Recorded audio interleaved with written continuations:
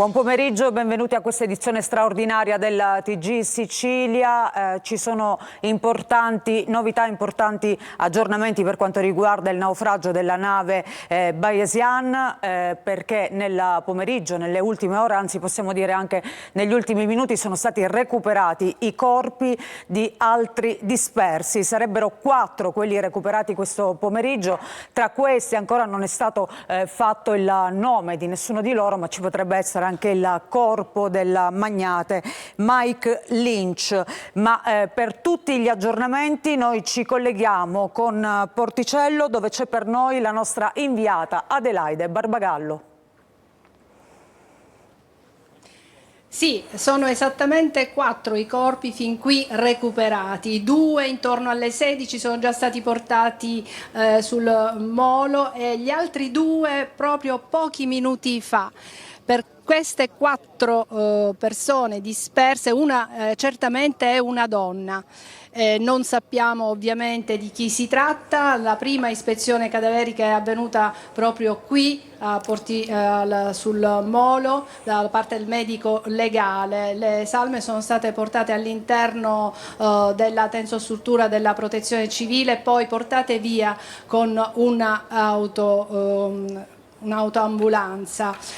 Ovviamente ci sarà adesso il riconoscimento da parte dei familiari, le salme saranno portate in un ospedale per l'autopsia.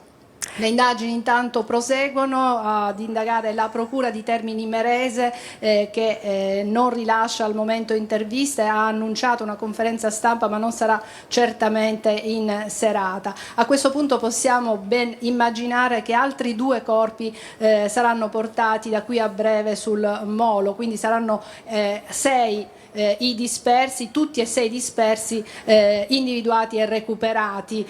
Si è capito dove si trovavano, erano all'interno di una cabina nascosti da un materasso, quindi adesso si tratta solo di recuperare le altre 2 persone che mancano tuttora all'appello. È stato interrogato a lungo il comandante della Bayesian e anche gli altri membri dell'equipaggio. Il comandante è una persona esperta da anni, si trova su yacht di lusso, l'ultima volta qualche anno fa di un miliardario turco, e quindi è una persona che conosce bene il Mediterraneo, e dunque sono veramente tantissimi gli interrogativi, le domande: come sia potuto accadere un naufragio del genere, come in un minuto il Bayesian sia potuto colare a picco. Se ci sono altre domande da studio... Adelaide, mentre tu parlavi, naturalmente noi stavamo proponendo le immagini del recupero di questi corpi che sono stati rinvenuti appunto nel pomeriggio. Dicevamo 2 ai quali si aggiungono in questi ultimi minuti altri 2 corpi. Tra questi potrebbe esserci appunto quello di Mike Lynch, il magnate, ma ricordiamo che al momento mancano all'appello non solo lui, anche la figlia Hannah, il legale di Lynch Chris Morvillo e la moglie Nada, poi Jonathan Bloomer, presidente della Morgan Stanley International, e sua moglie Anne Elizabeth Judith Bloomer. Questi sono i nomi appunto dei 6 dispersi che i sommozzatori stanno cercando di recuperare in queste ore. Tu dicevi che appunto ci sono uno dei corpi recuperati. Sì, uno dei corpi recuperati è quello di una donna, di una giovane donna, quindi presumibilmente si tratta della figlia di Mike Lynch. Quindi potrebbero essere, naturalmente stiamo azzardando delle ipotesi, i primi 2 corpi recuperati questo pomeriggio potrebbero essere proprio quelli di Lynch e di sua figlia Hannah. Mike Lynch. Esatto, esatto. Naturalmente l'ufficialità... Ovviamente dobbiamo attendere. dobbiamo attendere l'ufficialità, è chiaro, bisogna che vengano identificati. Abbiamo detto già che c'è stata una prima ispezione da parte del medico legale, adesso ci sarà ovviamente l'autopsia che è già stata predisposta e verrà effettuata chiaramente nei prossimi giorni e intanto qui le motovedette vediamo che stanno nuovamente riprendendo il largo, quindi con molta probabilità andranno a recuperare gli altri 2 corpi, perché adesso si sa dove cercarli. Alle ricerche, oltre ai sommozzatori di Guardia di Finanza, Polizia, Vigili del Fuoco, si sono aggiunti anche quelli che hanno operato per le ricerche della Concordia, quindi personale altamente specializzato. Sentiamo ancora, vedete, il nostro cameraman lo inquadra, c'è anche un elicottero, perché le ricerche sono avvenute anche perlustrando lo specchio di acqua e di mare antistante il naufragio, proprio ricerche capillari che sono state anche molto difficili, perché i sommozzatori potevano rimanere sott'acqua appena 12 minuti, ma 2 minuti venivano sprecati, uno per scendere e l'altro per risalire, quindi erano 10 minuti quelli utili per le ricerche, ma alle ricerche e soprattutto alle indagini della Procura sta chiaramente Nel frattempo cosa sta succedendo? Ecco, vedete, mi sono interrotta perché vi volevo mostrare che un'altra imbarcazione sta prendendo il largo e con molta probabilità sta andando a recuperare gli ultimi 2 corpi che mancano all'appello. Quindi se torneranno fra poco a riva al molo con gli altri 2 corpi, diciamo che tutti e 6 dispersi saranno stati recuperati. Vi parlavo del robottino che ha collaborato alle indagini, sta registrando delle immagini sott'acqua a 300 metri e queste immagini saranno utili alla Procura per capire soprattutto la dinamica del naufragio. Se non ci sono altre domande, io no, Adelaide, va bene così, grazie naturalmente per questo collegamento. Vi abbiamo mostrato in diretta cosa sta accadendo in questi minuti di soccorsi, insomma di ricerche più che altro dei 6 dispersi, 4 già sono stati ritrovati, ne mancano soltanto 2 all'appello, ancora mancano i nomi, ma purtroppo sappiamo chi sono i 6 che mancano all'appello appunto di questo terribile naufragio che è avvenuto nel Palermitano. Sicuramente da qui alla prossima edizione del telegiornale, del nostro telegiornale, riusciremo a darvi altre notizie, altre novità. Intanto noi ci fermiamo con questa edizione straordinaria. Vi ricordo il prossimo appuntamento con il nostro TG alle 20. A più tardi.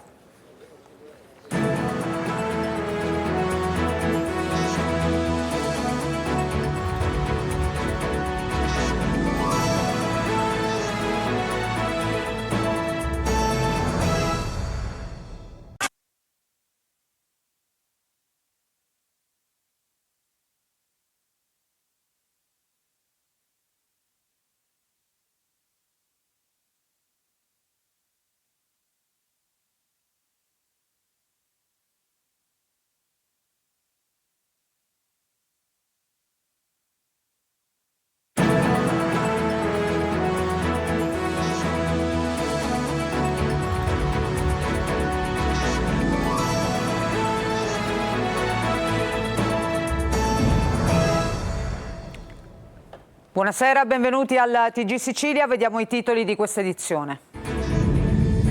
Naufragio Bayesian, recuperati nel pomeriggio altri 5 corpi, tra questi i cadaveri di Mike Lynch e della figlia Hannah. Si cerca l'ultimo disperso. Prosegue l'inchiesta sulle cause della tragedia. Gli inquirenti sembrano propendere per l'errore umano. Ascoltato per 2 ore James Cutfield, il comandante del veliero. Secondo i media inglesi, dietro il naufragio ci sarebbe un complotto internazionale. Catania confisca da 100 milioni per Antonino e Carmelo Paratore, padre e figlio già agli arresti, a capo di uno dei gruppi imprenditoriali più importanti della Sicilia orientale. Avrebbero costruito un impero con i soldi della mafia. A Pozzallo, nel Ragusano, un ragazzo di 28 anni tenta di abusare della cugina all'interno di un'auto. La vittima lo denuncia e scatta l'arresto. Catania, in un giorno raccolte 20 tonnellate di cenere nell'Ottocentro. Intanto il ministro Musumeci firma il decreto per lo stato di mobilitazione nazionale per aiutare i comuni colpiti dalla sabbia vulcanica. Tutti in tuta gold ad applaudire Mahmood ieri sera al Summer Fest della Villa Bellini di Catania. Il cantante italo-egiziano ha entusiasmato migliaia di fan con le sue super hit. Calcio siciliane tra mercato e campo. A Palermo più vicino il ritorno di Sirigu tra i pali. Catania pronto a chiudere 4 operazioni in entrata.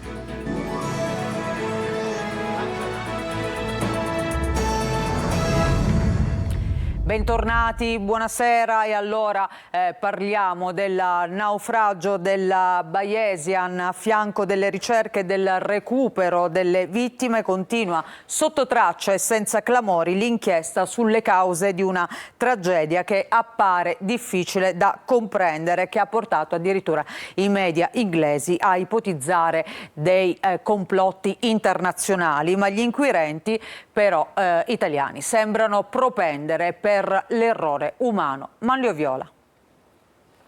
Impegnative e difficili le operazioni di recupero delle vittime del naufragio del veliero Bayesian.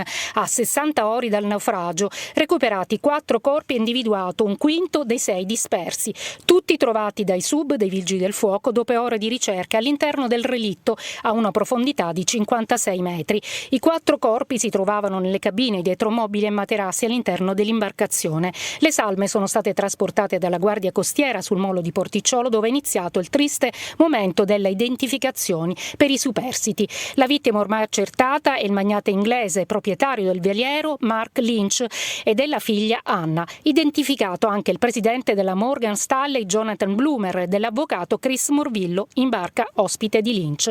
All'appello mancherebbe dunque un solo disperso. Una tragedia che ha scosso la comunità locale, ha avuto un eco internazionale. Arrivati a Santa Flavia anche i massimi vertici della Morgan Stanley, dove sono stati ospitati i superstiti del naufragio. Per le ricerche sono arrivati altri sub, compresi i sommozzatori, che hanno preso parte ai soccorsi della strage della Concordia, la nave da crociera che tra il 13 e il 14 gennaio del 2012 naufragò. E questo, come avete sentito, era invece il servizio per quanto riguarda le ricerche dei 6 dispersi di questo pomeriggio, firmato da Giusy Lazzara. Adesso invece veniamo all'inchiesta della Procura di Termini Imerese sul naufragio del veliero. Mentre i sommozzatori riescono finalmente a entrare nello scafo a 49 metri di profondità e recuperare i corpi delle vittime, e mentre in Inghilterra, fra i tabloid dilaga il complottismo, parallelamente, in silenzio e senza clamori, continua l'inchiesta sulle cause della tragedia di Porticello. A Palermo sono arrivati 4 ispettori navali inglesi che affiancano le autorità italiane nelle indagini, una procedura che il console ha definito normalissima. Nel massimo riservo, per oltre 2 ore, è stato ascoltato James Catesfield, 51 anni, il comandante del Bayesian. Il PM della Procura dei Termini Imerese, che ha aperto un'inchiesta sul naufragio, lo hanno interrogato ieri fino a tarda sera per ricostruire le fasi drammatiche dell'inabissamento e per acquisire dettagli tecnici utili alle indagini. Gli interrogatori proseguono anche oggi con gli altri membri dell'equipaggio e con tutti i testimoni. I sopravvissuti alla tragedia vengono ascoltati all'Hotel Domina Zagarella. Sono stati acquisiti anche dettagli tecnici sull'imbarcazione dopo che i sommozzatori hanno confermato agli inquirenti che la nave è integra, l'albero non si è spezzato e non ci sono danni alla chiglia. Secondo gli ingegneri del gruppo di fabbrica del Bayesian è alta la possibilità che si sia trattato di un errore umano. Le ipotesi più gettonate sono quelle dei portelli del vano motore dimenticati aperti o della ribalta abbassata o di entrambi, comportamenti non adatti ad affrontare il maltempo e che avrebbero fatto imbarcare acqua. Ma si tratta soltanto di ipotesi da verificare. Parallelamente all'inchiesta penale è stata aperta anche un'inchiesta amministrativa sul rispetto del codice della navigazione e sulle dotazioni di sicurezza di bordo. sordo. La titolarità di questa seconda inchiesta è della Direzione Marittima di Palermo come articolazione del Ministero dei Trasporti e cammina parallelamente a quella penale. Entrambe le inchieste sono affidate alla Guardia Costiera. Bisognerà comunque attendere gli esiti di molti accertamenti prima di poter capire davvero cosa ha causato questa tragedia. A Catania maxi confisca per Antonino e Carmelo Paratore, padre e figlio già agli arresti, entrambi a capo di uno dei gruppi imprenditoriali più importanti della Sicilia orientale, che avrebbe costruito un vero e proprio impero con i soldi della mafia. Simona Mazzone. Da umile carpentiere a uno tra i più facoltosi imprenditori siciliani grazie a stretti rapporti instaurati da decenni con la mafia. Un'escalation impressionante che in 40 anni ha segnato l'ascesa di Antonino Paratore e del figlio Carmelo, a capo di un patrimonio di oltre 100 milioni di euro consistente in 14 società di capitali, 8 fabbricati e in svariati rapporti finanziari, oggi oggetto di un provvedimento di confisca eseguito dalla DIA di Catania. Si tratta di uno dei gruppi imprenditoriali più importanti della Sicilia orientale, operante in svariati settori, principalmente nella gestione e nello smaltimento dei rifiuti industriali, con la Cisma di Lentini, attualmente in amministrazione controllata.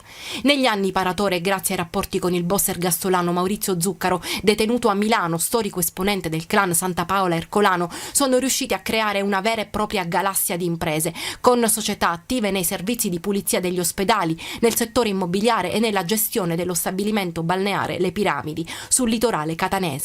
Proprio alla fine degli anni 90 gli investimenti della famiglia sono legati a massicce emissioni di capitali non giustificate se non dalla provenienza illecita connessa a Zuccaro, un legame testimoniato anche dalla presenza dei Paratore al battesimo della figlia del boss e al matrimonio del primogenito, anche lui condannato per mafia e che secondo i giudici è proprio all'origine dell'impennata economica degli imprenditori. L'indagine avviata nel 2020 dalla DIA ha infatti preso in esame la posizione dei Paratore, già arrestati nel corso dell'operazione denominata Piramidi. Più di 10 kg di cocaina sono stati sequestrati dalla polizia di Ragusa, che ha arrestato 3 corrieri ucraini che viaggiavano a bordo di 2 autovetture. La droga sequestrata, una volta immessa sul mercato, avrebbe fruttato al dettaglio la somma di oltre 3 milioni di euro. La droga si trovava in un doppio fondo ricavato ad arte nel cruscotto anteriore dell'auto. I 3 sono stati tratti in arresto. A Palermo è finito in manette l'uomo che ha tentato di violentare una ragazza francese la notte di Ferragosto. Vediamo. Ferragosto con aggressione sessuale in provincia di Palermo e in particolare sul lungomare di Balestrate, località molto frequentata in estate, quasi al confine fra le province di Palermo e Trapani. I carabinieri della compagnia di Partinico hanno eseguito un fermo di indiziato di delitto nei confronti di un giovane di 27 anni accusato proprio di violenza sessuale.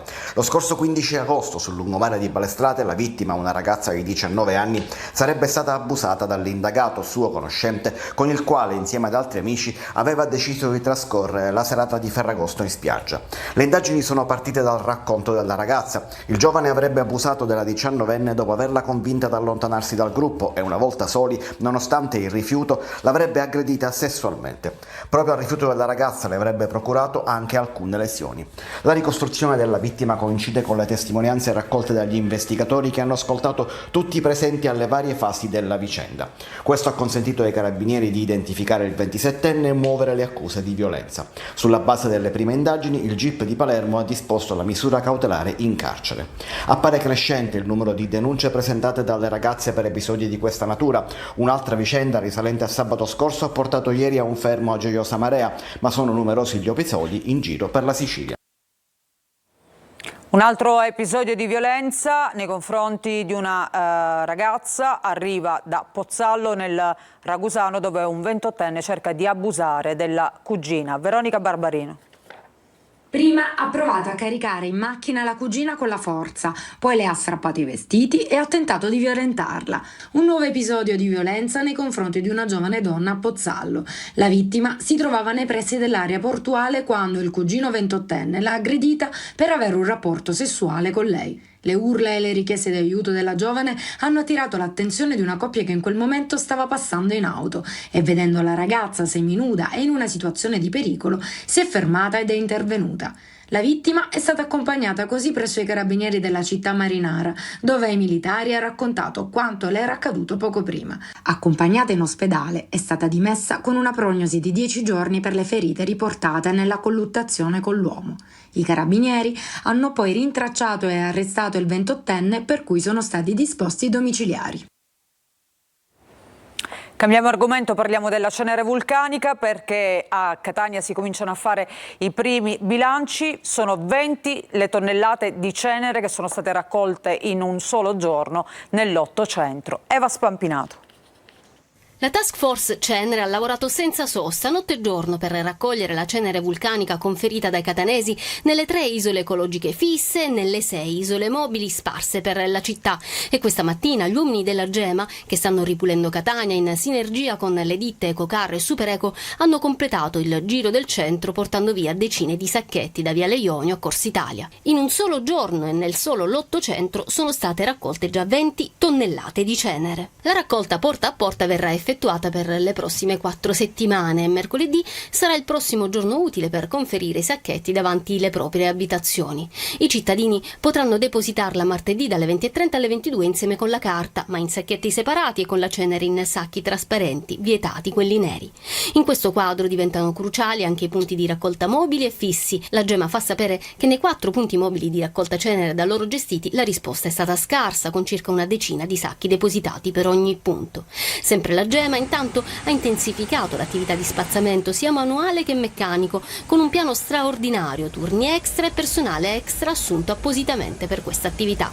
Anche la pulizia delle strade continua senza sosta, come continua con uno sprint in più la pulizia dei tombini. Sono 2 le spade di Damocle sulla testa dei catanesi: la pioggia, che arriverà presto e sarà un pericolo se dovesse arrivare torrenziale, come è successo negli scorsi giorni in altre zone della Sicilia, e una possibile nuova eruzione dell'Etna che potrebbe vanificare tutto il lavoro svolto sino ad ora.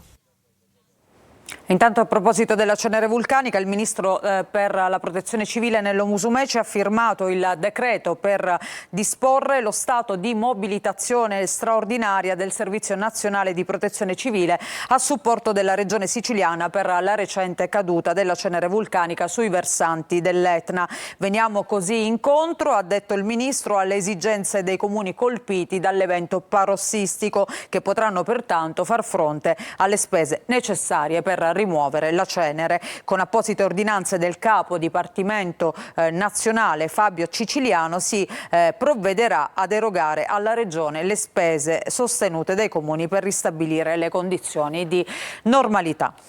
Cambiamo ancora argomento e adesso parliamo della meteo. Dopo una breve tregua ritornerà il caldo, anche se al di sotto dei 40 gradi, ma secondo gli esperti a fine mese potrebbe anche tornare la pioggia. Intanto a Stromboli prosegue la conta dei danni causati dal maltempo. Francesco Oloi.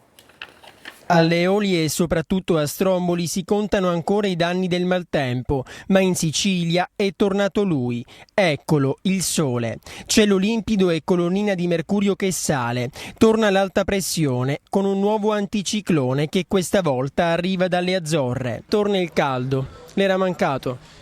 No, non mi era mancato. Le temperature dovrebbero oscillare tra i 30 e i 35 gradi, lontane dai 40. Il grande caldo delle scorse settimane quindi non dovrebbe esserci. Sul finire della settimana si potrebbero raggiungere anche i 37-38, ma complessivamente questo finale di agosto vedrà temperature non troppo eccessive. Qualche giorno all'insegna del bel tempo, poi a fine mese potrebbero tornare i temporali. Si potrebbero avere anche brevi periodi associati a temporali sparsi. Nel frattempo l'estate continua, con spiagge prese d'assalto e centri storici pieni di turisti, tra chi spera che duri ancora a lungo e chi invece aspetta il freddo e soprattutto la pioggia.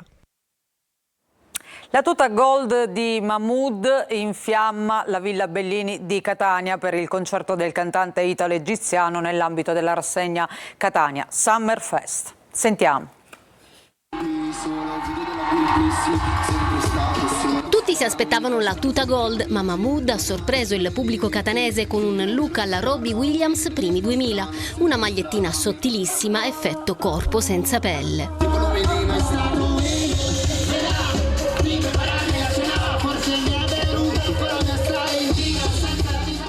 look, corpo, movimenti e quell'inconfondibile timbro vocale che ha reso Mahmood un vero e proprio idolo per i giovani, imponendosi nel panorama della musica italiana come uno dei più amati artisti sforna tormentoni.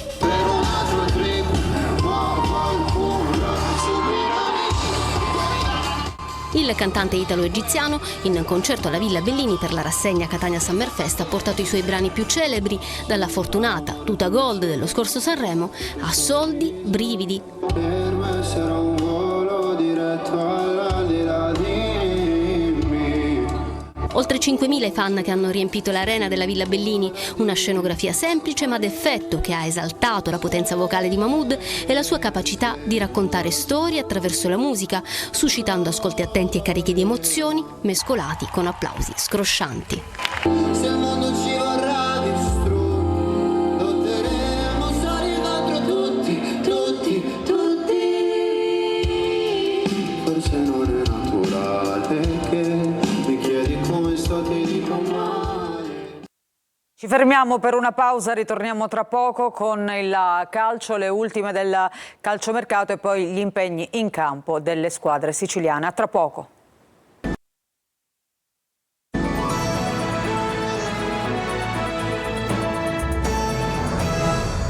E adesso il calcio in questa seconda parte del nostro giornale, colpi in entrata e lavoro sul campo in vista degli impegni di campionato appunto per Catania, Palermo e per il Messina. Marco Gullà. Il ritorno a Palermo di Salvatore Sirigu è sempre più vicino. Quella che era solo una suggestione si è trasformata col tempo in un'idea plausibile e al momento è la pista più concreta per sostituire l'infortunato Alfredo Mis. Il DS De Santis ha vagliato diverse soluzioni per la porta. Sono stati tanti i giocatori proposti, Brenno, Castrate, Nicolas e diversi contatti con i portieri come Consigli e Costil. Alla fine però il dirigente ha deciso di virare su Sirigu al momento svincolato dopo l'ultima esperienza in Turchia. Intanto la squadra lavora per la trasferta di Pisa, oggi allenamento a porte aperte al Barbera. Catania che lavora invece in vista della prima di campionato che sarà a Potenza contro il Sorrento sabato. Toscano chiede ai suoi una partenza importante. Sul mercato Tirelli è stato ceduto al Siena, Boa verso la Serie B. Alla Carrarese in entrata il club etneo sarebbe molto vicino all'acquisto di un difensore. Si tratta nello specifico di Alessandro Malomo, centrale classe 91, da gennaio 2022 in forza alla Triestina, club col quale ha messo a referto 105 presenze e 7 gol. Trapani che continua invece a collezionare colpi di mercato, granata ad un passo da Ionita, centrocampista svincolatosi dal Pisa che piace molto anche a Lecco. Il Trapani però sarebbe in vantaggio e nella giornata di oggi potrebbe già trovare l'intesa sulla base di un accordo biennale. Messina che lavora verso il Potenza, ieri allenamento pomeridiano al Marullo, domenica sarà assente l'attaccante Petrungaro che dovrà scontare un turno di squalifica. E noi con questo servizio ci fermiamo per questa edizione della TG Sicilia, ci ritroviamo qui tra poco con le ultime novità, soprattutto da Porticello, dove oggi, come avete sentito durante l'edizione del nostro telegiornale, sono stati recuperati i corpi di 4 dispersi, 1 è stato identificato, manca all'appello soltanto un naufrago. Tutto questo tra poco.